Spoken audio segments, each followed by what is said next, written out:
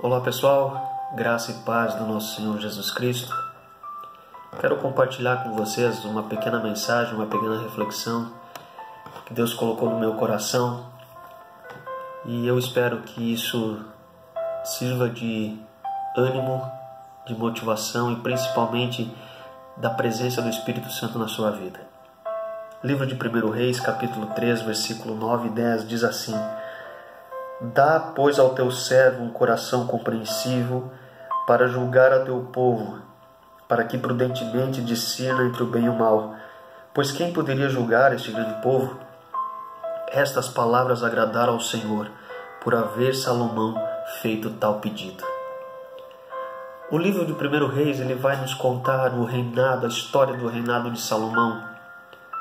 E é interessante porque a partir do capítulo 3 nós vemos Salomão assumindo uma grande responsabilidade na sua vida.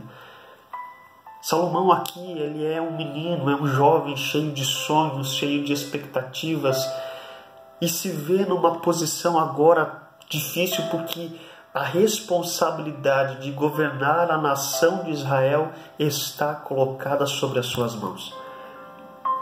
Eu quero crer que quando Davi, o seu pai, antes de morrer, ele chama Salomão no individual e começa a passar todas as instruções e talvez a contar todas as experiências que Davi viveu ao longo dos anos quando era rei de Israel, mas principalmente como pai.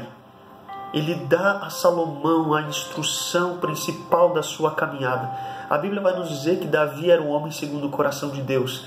E eu creio que Davi repassa para o seu filho Salomão justamente essa realidade. Antes de qualquer coisa, Deus seja o centro da tua vida. Antes de qualquer coisa, Deus seja o centro da tua caminhada. E principalmente que a vontade de Deus seja o centro da sua vida. Eu quero crer que palavras como essa foram palavras que Davi entregou a Salomão, seu filho, antes dele partir para a eternidade. E agora Salomão se vê numa condição de uma responsabilidade muito grande, porque eu creio que ele olha para aquela nação de Israel e ele vê aquela multidão, aquele povo de Deus, cujo Senhor era o Deus, e se coloca agora numa condição difícil, com medo, angustiado. E nesta hora, neste momento de talvez muitas dúvidas, de muitas perguntas na sua mente, no seu coração, Salomão toma a melhor decisão da sua vida.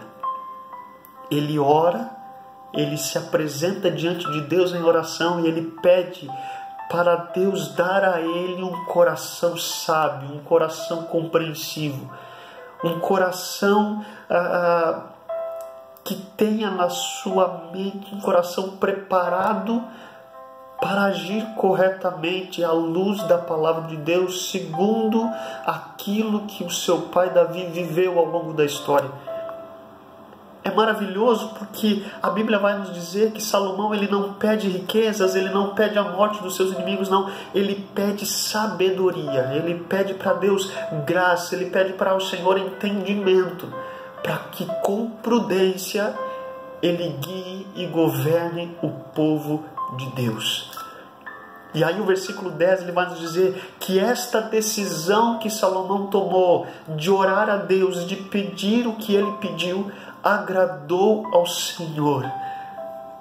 E a resposta de Deus é maravilhosa, porque daí quando ele ora desta forma, a Bíblia vai nos dizer que Deus dá a Salomão aquilo que ele pediu, a sabedoria, a prudência, o discernimento, o entendimento, tanto que não houve naquele tempo homem mais sábio do que ele, e nem dali haveria um homem mais sábio do que Salomão.